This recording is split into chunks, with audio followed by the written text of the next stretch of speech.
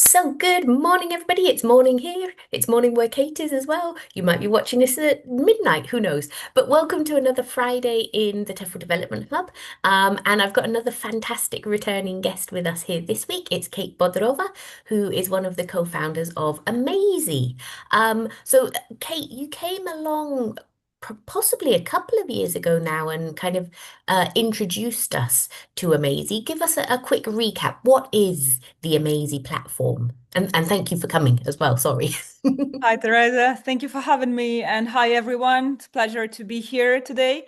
So, Amazy is the platform that helps educators and institutions create and share interactive lessons. So, basically, it's a mixture of authoring tools and learning management system today. But before, it was just the platform to create interactive lessons and share the lessons with the students. I mean, so that was what it was when we first spoke, wasn't it? Yeah. It was a way for teachers to start publishing their materials and share them with a wider audience. So you mentioned now that you can kind of gauge student progress through it as well. Exactly. That is one of the features that is currently like new in a way because a couple of years we've been focusing on developing more features for B2B sector for institutions, and also because now all the freelancers and many teachers they are into teacherpreneurship, so they need these features as well because they are small businesses. So yeah, you can track progress as well. Cool, fantastic. And so you mentioned there as well this kind of growth that you're working with a lot more language schools and institutions now. Actually, not only language schools, but in general institutions and education sector. So, can be a K-12 independent or public school, and even some pilots for higher education sector. Wow, that's fantastic. Excellent. And I mean, tell me about your journey through all of this, because obviously you're very much an entrepreneur. What's been the experience for you? It's been really different. So, for anyone who's watching that and thinking that, oh my God, like it's so easy to build a platform or it's so easy to start a business, it's not, but it's very exciting. It doesn't mean that it's not exciting. It is, but also at the same time, it's very challenging, of course, in many ways.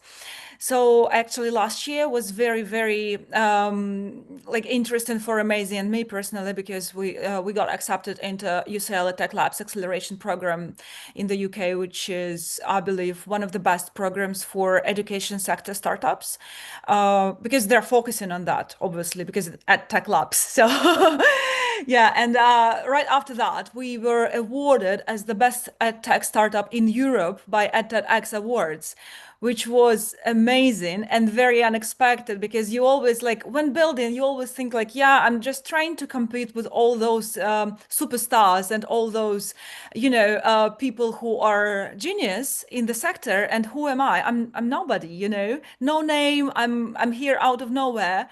No connections, no network, no experience, no big experience, probably as many of us think when we try to start a business.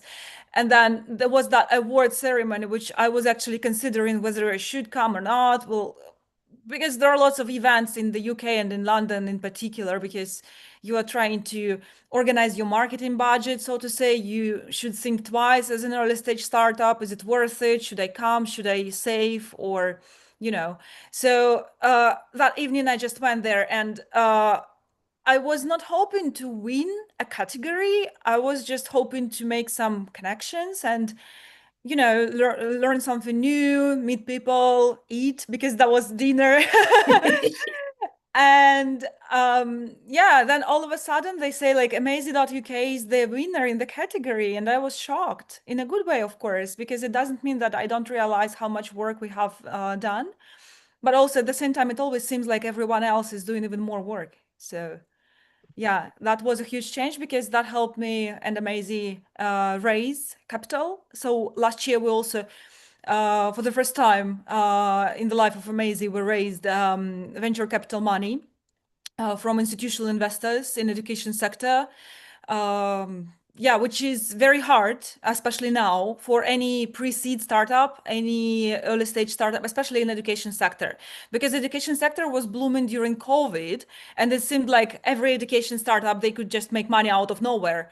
So Yeah. now things have changed a lot. because the customers have changed and their behavior is different now. And it's global crisis, let's say the truth, right? So yeah, and it's very challenging to raise. And for us, it was a huge, huge advantage that we had that chance, and we have the investors on board now.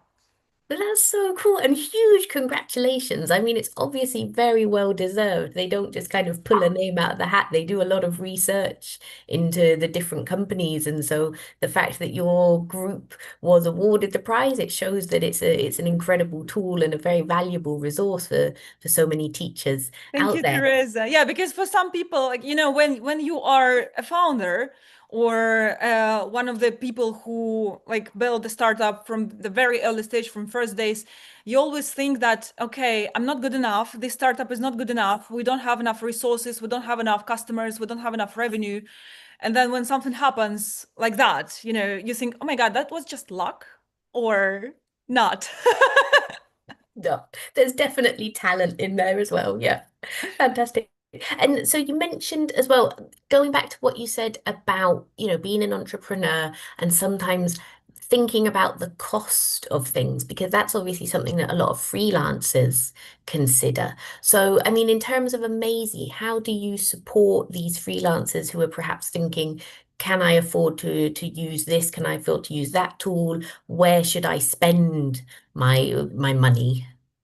Yeah, good question. Well, what we're trying to do currently, and what we have always tried to do, was to deliver the platform that is very affordable for both B2C customers and B2B customers. So obviously now our core audience are B2B customers, and this is our main focus currently. But we still have the B2C sector in Amazy, and uh, many customers, I mean, like all the customers, they always mention that we are very affordable and they love us also because of that. Hmm. At the very beginning, we were trying to give something like, like freemium features.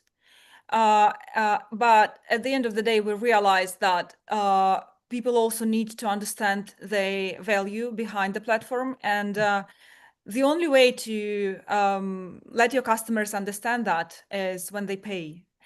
So Yep. first months currently on Amazy, if you are a B2C customer, if you are a teacher, not an institution, is $0.99, which is like, even less than $1. And this is for the first months, and then it's $15 per month. So as many teachers mentioned, this is very affordable price, especially for those who are building businesses. And we do not hide any additional fees. You just pay $15 per month, and that's it. Yeah. You do Yeah. not realize that all of a sudden, oh my God, I don't have enough space for storage of my lessons. I need to pay and buy more. It Hmm. doesn't work Hmm. like that. We Yeah. are honest with you, and you know the price. Yeah. And for B2B customers, it's also very, very affordable. So what we are delivering now is about £2 per year per person. So for teams, right? So Yeah. we have a Yeah. huge team of teachers and students. That's So- amazing. And I mean, amazing. So, and I think you're absolutely right that people, if they invest the money, they do value things more rather than everything just being free and then people sign up to things and then don't use them. I know I'm Yeah, very much there is guilty of that. actually a very good thought of that Nick Peachy shared earlier this year when we were doing a webinar about Amazy, and at the very beginning of this webinar, he said, "Okay, this product is paid, it's not free, but the thing you need to know about the paid products and free products, the difference is that if the product is free, you have no guarantee if the product is still on tomorrow. You will develop lots of materials and you will lose everything because the product will not survive." Yeah. Yeah. Very true as well. Very true. Very Yeah, true. so this is how you make sure that the product A is going to survive tomorrow, B is going to be like, growing, and you're going to have even more features and more support from the team. Exactly, exactly. And I mean, because everything, all the investment in Amazy goes back into the product, the platform, Of course. adding extra features for the teachers, doesn't it? And I mean, I know as well that there's a very strong teacher community within the platform. Can you tell us a little bit about that? Yeah, because we don't believe that, like personally, I don't believe that a good product can exist without a community around it. And that's why we still keep the B2C section of the website and the B2C go-to-market pathway. So we again, like I want to highlight it. It's not that we are focusing on B2C. We are not investing any funds in buying or paying for campaigns on LinkedIn or anywhere online. We are just in touch with the audience. I always speak to teachers. Like every day, I can have a couple of calls, and these 2 calls will be with the users of Amazy or just people from the industry to know what the pain is currently and what are the goals, what are the trends, what they believe in, what they hate, what they love. For us to be connected to this community means a lot, because at the very beginning, that community helped us a lot. We developed features together. We really listened to them, and we still listen to them. Because at the end of the day, even if you sell B2B, if the people in this company, the customers, teachers who are end customers, teachers and students, if they don't love what you built, they're not going to buy it again. Yeah. Because every time I speak to heads of schools, they share the same story. All right, last year we invested 30K for software. None of the teachers used that. And that was heartbreaking, double, because first, you waste a huge amount of money. Second, you experience stress because your team hates you, because you make them learn how to use new software, and then nobody uses it. Can you imagine? Hmm. That's Hmm. really painful. So, Yeah. And I yeah. mean, and I think again, that's one of the important features of Amazy, the user experience. It's very easy to use, to find things, to upload, to adapt, to edit. So I think that that adds to the benefit that, you don't have to then invest time Yeah, exactly. training That's the staff. modern product and the way modern product should look like.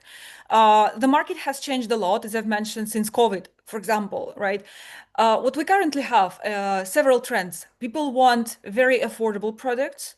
People want high performance. So they want low cost, high performance. They want super user friendly. This is called like consumer software, meaning that, do you remember the traditional learning management systems, right? It's crazy. It's insane. You cannot even understand how to use it. So you need to attend some training sessions and to read lots of instruction before you are able to build something on this LMS. Mhm. Mhm. So what people want now, even companies, even I mean like B2B sector institutions, they want consumer software so that it could be used by anybody, even with Mhm. the very like, little technical experience. So that Yep. this is how what it should look like. So if we, for example, mention ChatGPT, right? AI trend is very huge now. We already had like AI lots of years before, right? But then when they finally put it in a consumer way so that anybody could understand that, now it became viral Mhm. because people can finally use it without prior training. I remember like 10 years ago, some of my friends, they were like trying to research the trend of machine learning and big data, and it was something from a different planet. Whereas now you say AI, okay, I can go to Lovable and create a landing page or a website. I'm not a Mhm. tech person. I can't code. I don't need to anymore. Yep. Yep. So So that's true. how it should work now. So anybody should be able to become a publishing house without all these technical things and skills. And that's why they should be able to use platforms like Amazy without any prior training or Mhm. previous experience. Just because I saw somebody's LinkedIn post sharing the material they created on Amazy, saying, okay, I want to try that. I log in, I start exploring, and it's all very clear for me. Mhm. User journey is very clear what I do. Okay, I create the lesson. Okay, I assign the lesson or I publish the lesson. That's it. Yeah. Perfect. Fantastic. And you mentioned as well, obviously, the importance of getting feedback from the users, from the teachers. What are some of the features that you've adapted because of feedback? So, lots of them actually. I would say like all of them, because we were from day one, we were building together. Of course, my teaching background played a huge role there, and because this is my native community, I can speak their language, and I'm in touch with lots of teachers like for all my life for a huge amount of time already. But also, like, for example, we have this public community on Amazy where everybody can post, like we, of course, we moderate that, but this is like a public library. So some of our users, they mentioned, okay, so we want to be, we want to be able to create our own community where we would upload the lessons, where we would share, publish the lessons that we have created on Amazy, and we want manage the access to this community. So this is like a private library of my materials, and I want to, for example, I'm a group of like teachers. Let's imagine I have a community somewhere online on Reddit or Facebook or LinkedIn, and I want them to join my community where we would create lessons together and just exchange materials. And this is how I can do it on Amazy. So that, for example, also classrooms, because previously we only had one-on-one features, like it was not very convenient to teach group lessons, that as well. But that I can, like, for me, it sounds a bit like obvious. Of course, first you start with one-on-one and then classrooms. Also, classrooms is a very important feature when it comes to institutions. So. Mhm, Mhm. mhm, mhm. And is there anything that any teacher has suggested that you thought, "Ah, that's amazing. Why didn't I think of that before?" Yeah. One of the teachers, I had a conversation with her, and she was like, the main problem for me is that I'm trying to make notes during the lesson when my students make mistakes. And Hmm. then based on that notes, I create additional exercises, I create home tasks, I understand where we go next, like what's the next chapter, what's the next step in our journey.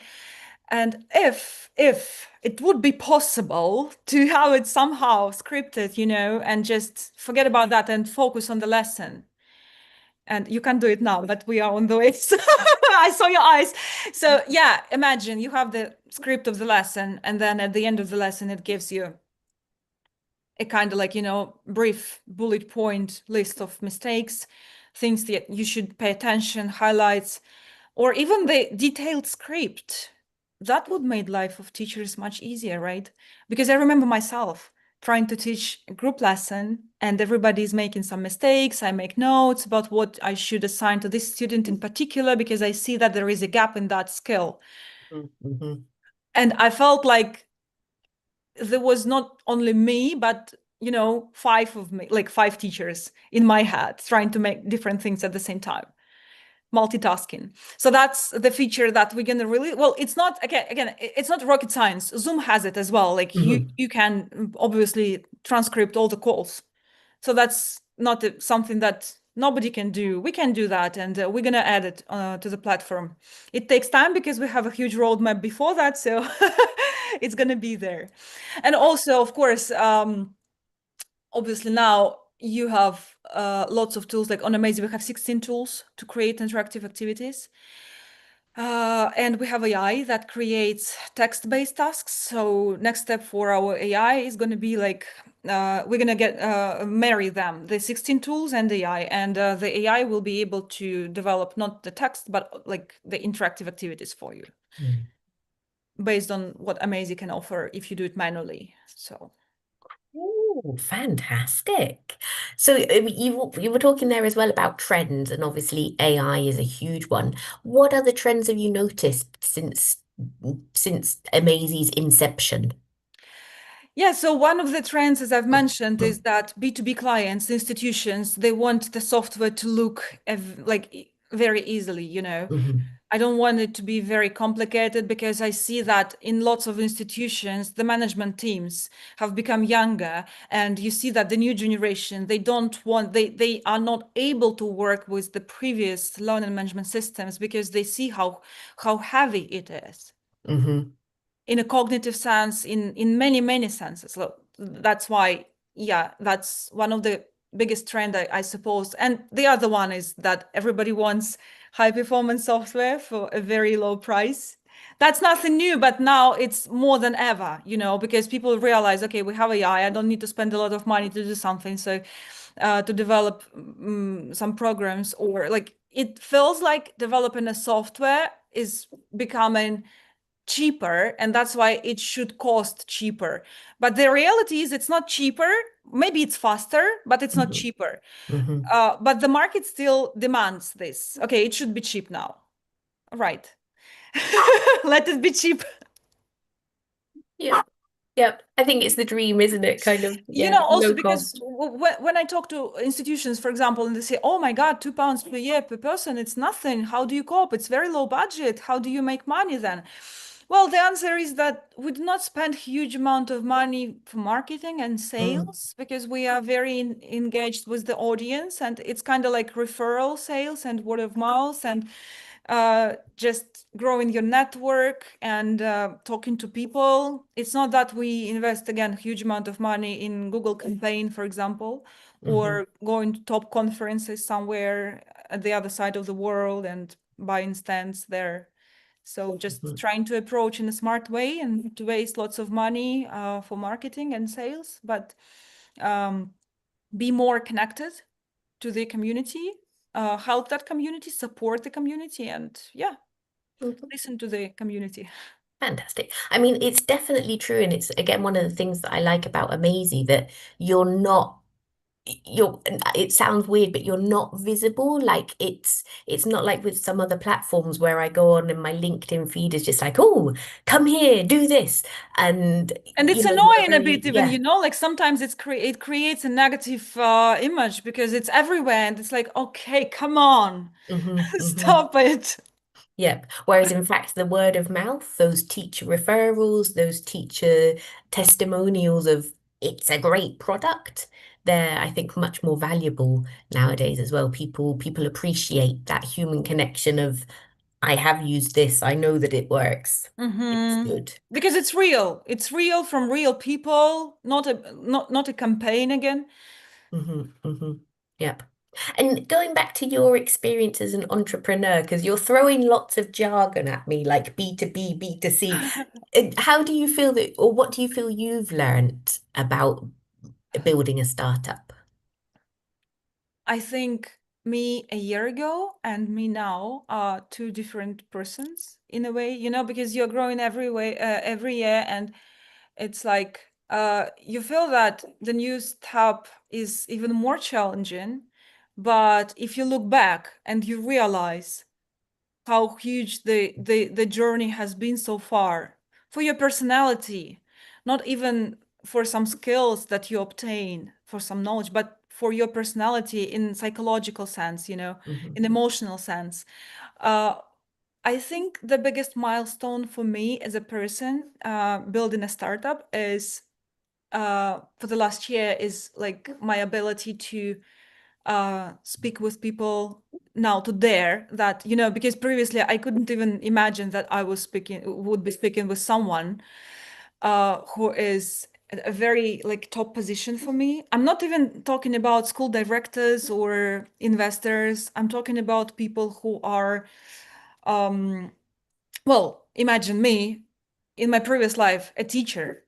But also, I also had my language school, so I still had some, entrepreneurial spirit and business skills, but it was a totally different level, so to say. So, for example, a month ago, I had a conversation with a person who had a conversation with Sam Altman, the founder of OpenAI, and like for me, realizing that it's not that I'm trying to, you know, drop the names and say that somebody's so cool and we're not so cool and I'm not so cool. We are all cool, okay? But before that, I didn't even imagine that I could speak the same language and Hmm. that these people like who just, I don't know, had their doctoral thesis, they would be, oh my God, what you build is amazing. I'm like, yeah, you think so? Or a couple of weeks ago, I had a meeting with our partners that are going to be official distributors of Amazy in their region.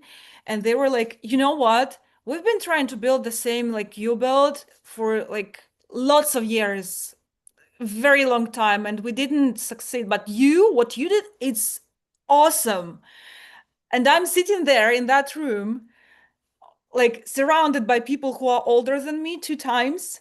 I'm like, oh my God, thank It's you. me. It's me. Is it possible? And for me, like, in terms of personality, I remember, like, for example, a couple of years ago, if somebody said that I would be having these conversations, I would turn red and embarrassed and like, oh no, I'm not going to do that. Let me run away. I'm afraid and I'm scared because it's something that you take this responsibility for your image, for the company, for all the people who work for you, and for all your partners because you Mhm. represent them. and you can't fail. And Hmm. now I realize that it's okay. It's like having this conversation with a tea, sitting on my sofa at home, it's fine Yep. because Yep. it's some kind of connections that you truly believe you build sincerely, and you feel like you belong to this world, and you Mhm. feel like your potential is only now starting to open to yourself even. So you are realizing the huge work you have done.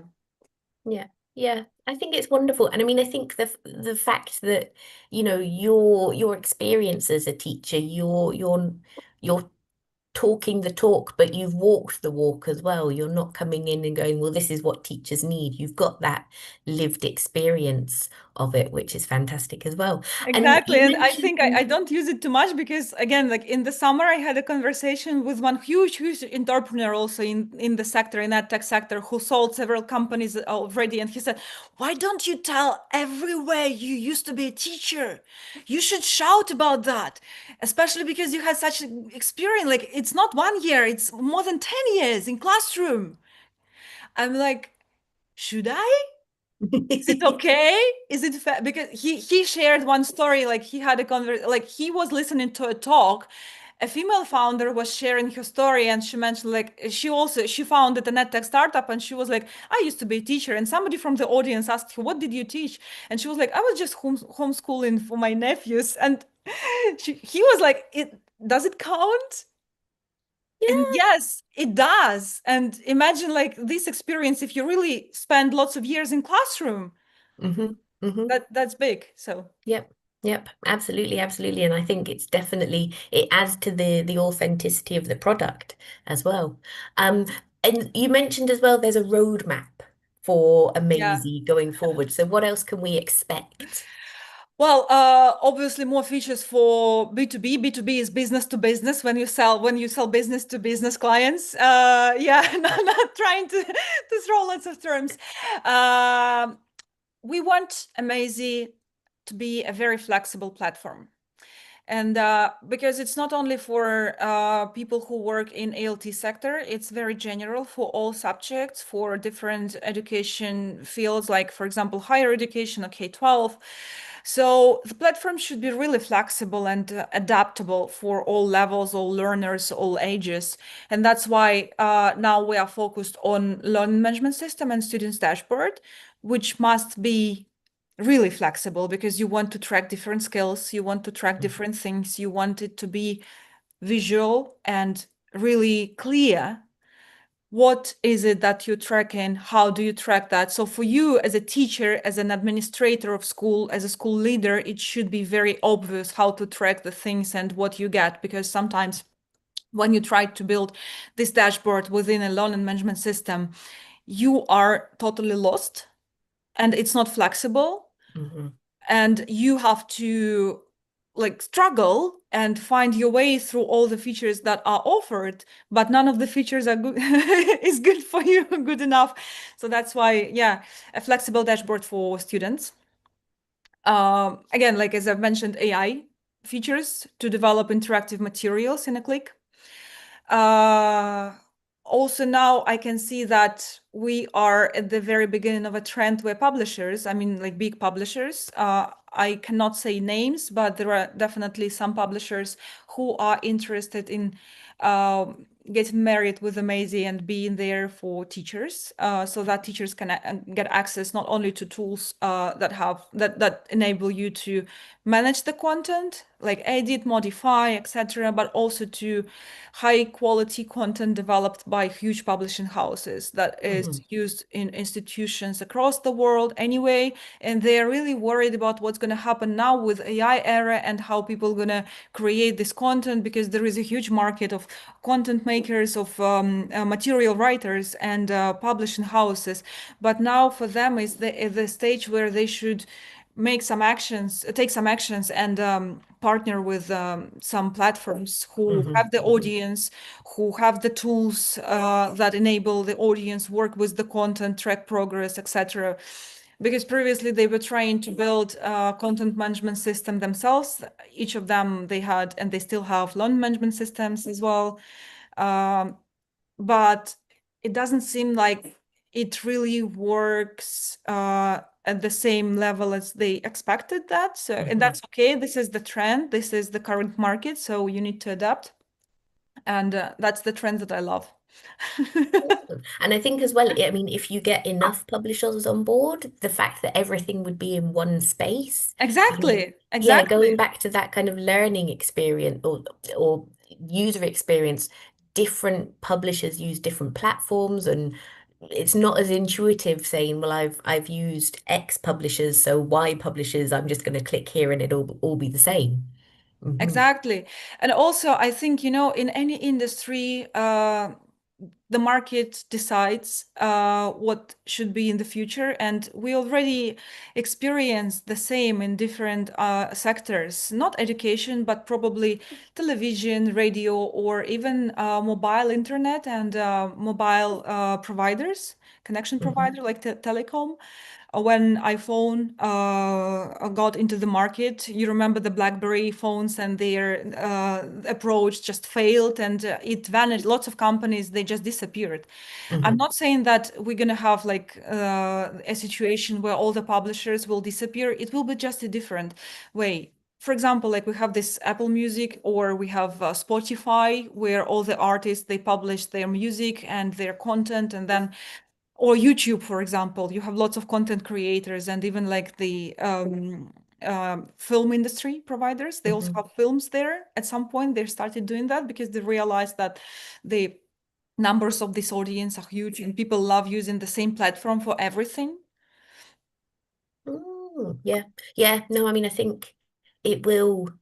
Yeah, I got sidetracked when you said like streaming services. I was like, yeah, it's really annoying. I have to go into HBO for one thing and Prime for another. But also you have Netflix and different platforms. So I think the trend that we're gonna have in several years is where we would have several platforms. Like Amazon now has all the shops, right?